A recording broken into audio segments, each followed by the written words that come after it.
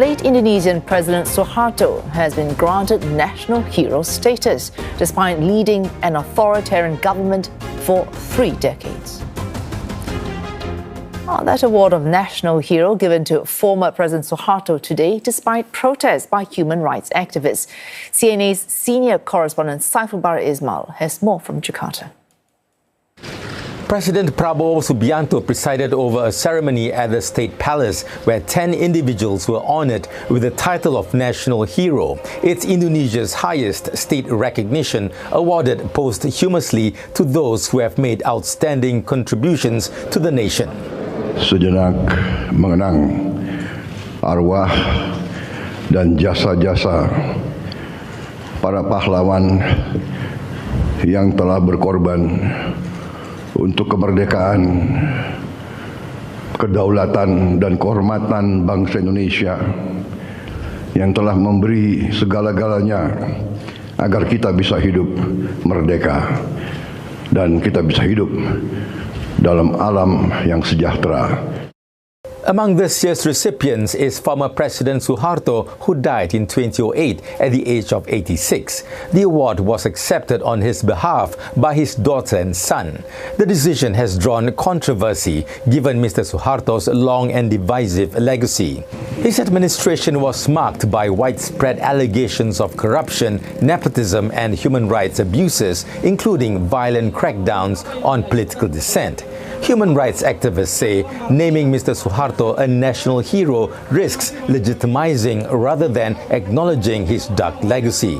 Some also see it as an attempt to whitewash history, portraying his rule as a so-called golden age of stability and growth, while ignoring the human cost of authoritarianism. Responding to the criticism, Culture Minister Fadli Zon, who also chairs the Council of Titles, Medals and Honours, dismissed allegations linking Mr. Suharto to mass killings of communist sympathizers in the 1960s. Ya, apa faktanya apa? Ada yang berani menyatakan fakta? Mana buktinya? Kan kita bicara sejarah dan fakta dan data. Ada nggak? Nggak ada kan? Public opinion on naming Mr. Suharto a national hero remains deeply divided. A recent social media analysis by Drone Amprit, which tracked online discussions, found that 63% of posts expressed negative views. However, a separate survey by the Intelligence and National Security Studies Group shows a very different picture. It found 84% of respondents support granting Mr. Suharto the title, with many citing his record in economic growth, agriculture and food security, particularly his push for rice self-sufficiency. Saifulbahri Ismail, CNA, Jakarta. The National Hero of Indonesia is considered the highest honour that can be conferred on a civilian, awarded posthumously for deeds deemed heroic.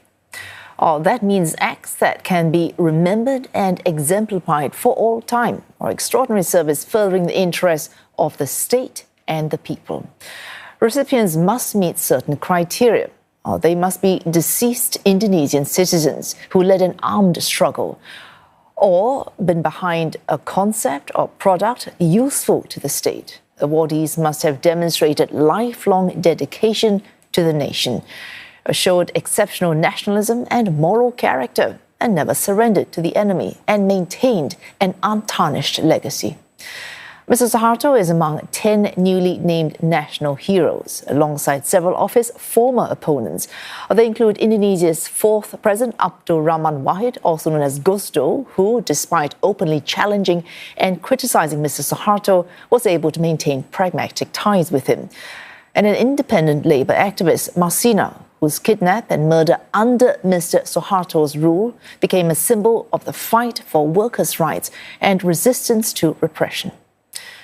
The honour was first awarded on the 30th of August 1959 to a politician-turned-writer Abdul Muis in recognition of his dedication to the nationalist cause. He had advocated for Indonesia's independence from the Netherlands and is seen as an important freedom fighter. More than 200 people have been listed as national heroes, including Indonesia's first democratically elected president, Sukarno, as well as prominent women's rights advocates, Islamic scholars, and independence activists.